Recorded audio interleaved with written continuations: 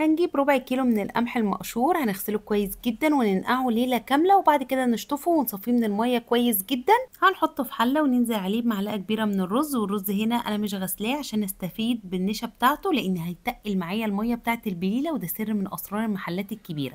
هنحط عليهم لتر من الميه. اول ما الميه دي تغلي هنوطي النار خالص ونغطيهم ونسيبهم بقى يستووا براحتهم. لما يستوي هتلاقوا القمح معاكم نفش كده، والرز اختفى خالص ومش موجود، والميه تقيله بالشكل اللي انتوا شايفينه ده. انا شلت نص الكميه وسبتها تبرد خالص وحطيتهم في اكياس في الفريزر، ولما بعوز بقى منها بطلعها اخليها تفك واضيف لها بقيه الاضافات. وعلى النص التاني ضفت ربع كوبايه من السكر، ممكن تزودوا السكر او تقللوه زي ما تحبوا. بدوب كده السكر وبعد كده بنزل بالكوبايتين من اللبن، واللبن برضو حسب ذوقكم، في ناس بتحب اللبن اكتر، بتحب البليله اكتر، زي ما تحبوا. بحب اضيف كمان شويه من الكريمه، ربع كوبايه من الكريمه او القشطه البلدي، بتدي طعم غني قوي ليها.